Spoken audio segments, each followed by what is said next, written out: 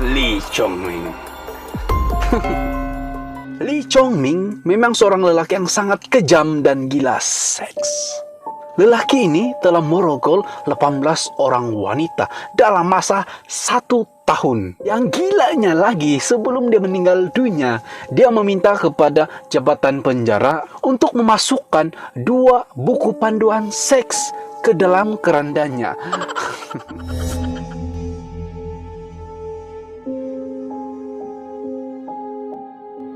Lee Chongming, lelaki berperwatakan menarik ini antara legenda berogol bersiri. Namanya... Hello geng, apa kabar? Malam ini saya akan berkongsi satu lagi cerita tentang seorang lelaki yang sangat gila seks. Lelaki ini dikenali sebagai Lee Chongming. Dia merupakan lelaki yang telah melakukan jenayah bersiri yang paling menghebohkan negara Malaysia pada masa itu, dan juga menghebohkan media massa luar negara. Bayangkan saja, dalam masa 1 tahun saja dia telah merogol 18 orang wanita. Gila. Dia ini seorang yang tinggi, handsome, lebih handsome dari saya. Siapapun wanita yang melihatnya akan tertawan, karena lelaki ini pandai memujuk wanita, pandai merayu wanita, romantik, pandai menipu, bahkan bijak merancang untuk menakluk hati wanita. Pada tahun 1975, Lee telah jatuh cinta dengan seorang wanita yang dikenali sebagai Tiong Hua. Wanita ini merupakan sahabatnya sendiri, dan berjalannya waktu, hubungan mereka semakin rapat. Setelah hubungan mereka semakin rapat atau intim, mereka memutuskan untuk tinggal bersama. Namun hubungan mereka yang sangat romantik, rapat itu tidak kekal lama, karena Lee ini suka berfoya-foya dengan wanita-wanita di Thailand pada masa itu. Kesana, kesini, kesana, kesana, kesini, kesana, kesini, kesini, kesana, kesini, kesana. Sebabkan sikap Lee seperti buaya darat, sentiasa mencari mangsa. Dan sikap ini tidak disukai oleh kekasihnya. Akhirnya kekasihnya tidak tahan asik bergaduh besar, dan dia telah memutuskan untuk meninggalkan Lee selama-lamanya. Walaupun mereka sudah berpisah, Lee belum lagi move on. Dia masih lagi mencari bekas kekasihnya.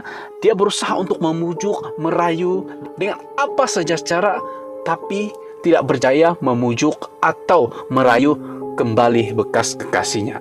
Setelah Lee berusaha dengan bersusah payah untuk mendapatkan hati semula kekasihnya, akhirnya dia putus asa, patah hati, karena kekasihnya tidak lagi mau menerima Lee. Akhirnya karena kecewa dan patah hati, Lee sangat marah dan berdendam. Dia mengatakan bahwa siapapun wanita yang sama rupa dengan bekas kekasihnya, dia akan membalas dendam. Kebencian Lee terhadap wanita itu sangat dalam, hingga kan dia melakukan jenayah pembunuhan dan juga merogol.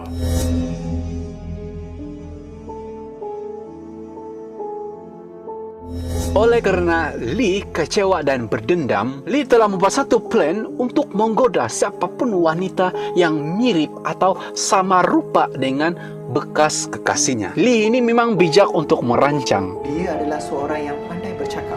Dan ini adalah benar, Ini adalah benar. Dia mencari mangsa melalui iklan di surat kabar. Modus operandinya mudah, iaitu menerusi iklan akhbar. Ada antaranya, dia sendiri membuat iklan berpura-pura menawarkan pekerjaan kepada wanita. Kan kalau di surat kabar itu ada ruangan yang disediakan untuk iklan-iklan seperti iklan pekerjaan, tuition, dan sebagainya. Di sanalah Lee mencari nomor wanita untuk dijadikan mangsanya. Kebanyakan mangsa Lee ini terdiri daripada orang yang berniaga, menjual bunga, agen insurans, guru tuition, dan mangsa-mangsa ini merupakan orang-orang yang meletakkan nomor telepon mereka di ruangan iklan surat kabar. Menurut beberapa saksi, Lee ini sangat bijak berbanding dengan penjenayah perogol yang lain. Kalau perogol biasa, perogol yang tidak bijak, mereka akan merogol secara spontan. Contohnya, mereka melihat wanita, wow, dan terus terakam. Tapi Lee ini bijak. Dia tidak merogol sembarangan, tapi dia sudah merancang, oke, pasti kita jumpa, dan apa yang saya lakukan, segala bukti dia akan hapuskan. Dan mangsa Li itu bukan orang yang sembarangan, tapi wanita yang berduit. Dan di antara mangsa Li itu pekerjaan dia sebagai accountant, peguam. Secara singkatnya, mereka ini mempunyai duit. Li bukan saja merogol, membunuh, tapi dia juga mencuri duit dari mangsa-mangsanya.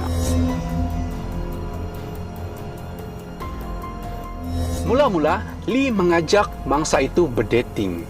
Lalu setelah mereka bertemu, makan bersama, minum bersama, Li akan memasukkan ubat khayal atau satu ubat dada untuk membuat mangsa itu lali atau berkhayal, lemas dan sebagainya. Setelah mangsa itu meminum ubat khayal itu, Li akan membawa wanita itu ke keretanya atau kereta mangsa, dan di sanalah dia melakukan jenayah, mencuri uang mangsa-mangsanya dan juga melakukan perbuatan wik-wik tersebut. Antara mangsa Li adalah salah seorang accountant yang dikenali sebagai Yong Swee Ling berusia 45 tahun dan Lim Pak Lian, pekerja pusat kecantikan. Menurut laporan, katakan Li telah merogoh 18 wanita dan membunuh 5 dari 18 wanita tersebut.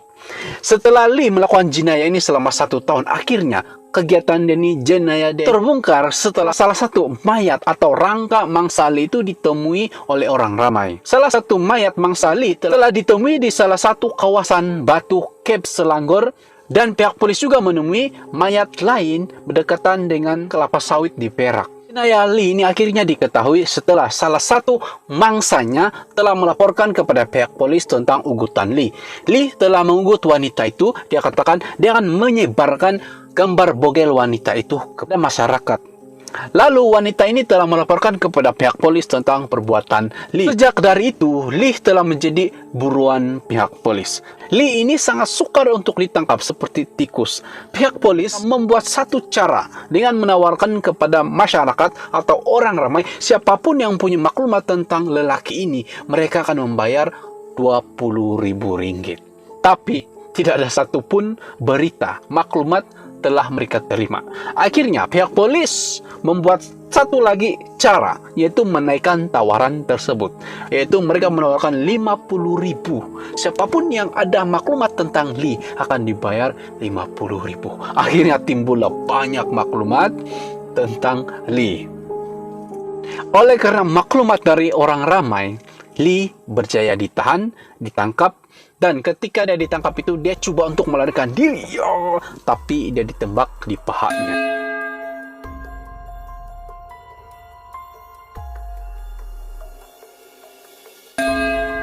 Walaupun Li dilaporkan telah membunuh 18 orang wanita, tapi tidak ada satupun bukti yang boleh menyebabkan dia disabitkan kesalahan.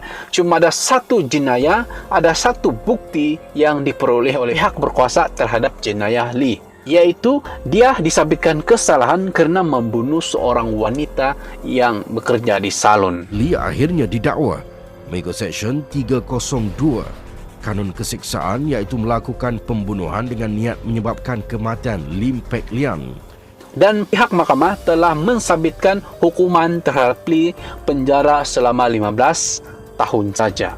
Kurang asam. Tapi kata orang, buat baik dibalas baik, buat jahat dibalas jahat. Sepandai-pandainya tupai melompat akhirnya jatuh ke tanah. Juga sepandai-pandainya kita, ada lagi yang lebih pandai dari kita. Apa sama repek nih? Nah, gitu ceritanya. Li ini dipenjara 15 tahun.